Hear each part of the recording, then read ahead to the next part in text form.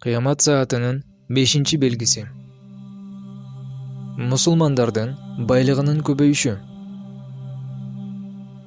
Абу Хурайра Аллахтан разы болсун, риwayat кылган хадистин маанисинде пайгамбарыбыз ага Алланын салам-салаттары болсун мындай деген: Персиялык Хасрой өлдү, андан кийин Хасройлуктар болбойт. Ал эми качан Сезар өлгөндө, андан кийин Сезарлар болбойт. Менин жаным анын колунда болгон затка касам, силер алардын байлыгын Аллах жолунда сарптайсыңар. Бул хадис Муслим китебинде келтирилген. Пайгамбарыбыздын ага Алланын салам-салаттары болсун. Бул алдын ала айткан сөздөрү Умар ибн ал-Хаттаб, Аллах андан разы болсун, халиф болуп турган кезинде эле болуп өткөн. Мусулмандар Персия империясын талкалап, Персия падышасынын байлыгын Медина шаарына алып келишет. Кийинчерээк Византия, Рим империясы мусулмандардын армиясынын күчүнүн кысмынын астында калат. Абу Хурайра Аллахтан разы болсун, риwayat кылган хадистин маанисинде пайгамбарыбыз ага Алланын салам-салаттары болсун мындай деген: силер сансыз байлыкка ээ болмоюнча кыямат сааты болбойт. Ал байлык ушунчалык көп болот. Байлыктын ээси бере турган садакамды ким кабыл кылат деп кыжаат болуп калат. Качан ал садака берип баштаса, ага биз бул байлыкка муктаж эмеспиз деп айтышат.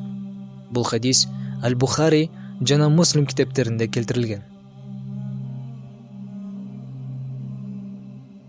Саубан, Аллах андан разы болсун, риwayat кылган хадистин маанисинде пайгамбарыбыз ага Алланын салам-салаттары болсун мындай деген: Аллах менин алдыма жерди жайып койду эле, мен анын чыгышынан батышына чейин көрдүм.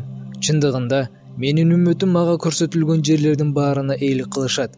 Жана дагы мага 2 казына берилди, кызыл жана ак. Мен Кудайымдан менин үммөтүмө ар кандай балээ жөнөтүп талкалабашын, жана үммөтүмдүн ичиндеги душмандарынан башка сырткы душманды жөнөтпөшүн, жана үммөтүмдүн бүтүндүгүн сактап коюшун сурандым эле. Кудайым мага жооп калып: "О Мухаммад, эгер мен бир нерсени чечкен болсом, анда ал болбой койбойт. Мен сенин үммөтүңдү ар кандай балээ менен талкалабаймын, жана өздөрүнүн ичиндеги душмандарынан башка сырткы душмандарынан коргоймун.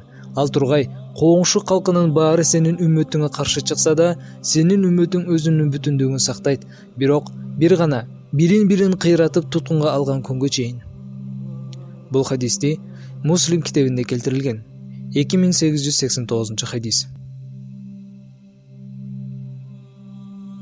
Пайгамбарыбыздын ага Алланын салам-салаттары болсун. Бул алдын ала айткан сөздөрү Умар ибн Абдул-Азиз, Аллах андан разы болсун, мусулмандардын башчысы болуп, мусулмандар токчулук, байчылыкта жашап турган кезде болуп өтөт. Жана да ошондой эле пайгамбар Иса ибн Мариям алейхиссаламдын түшүрүлгөн кезинде, жана да пайгамбарыбыздын ага Алланын салам-салаттары болсун, урпактарынан чыга турган Махдинин доорунда болуп өтөт.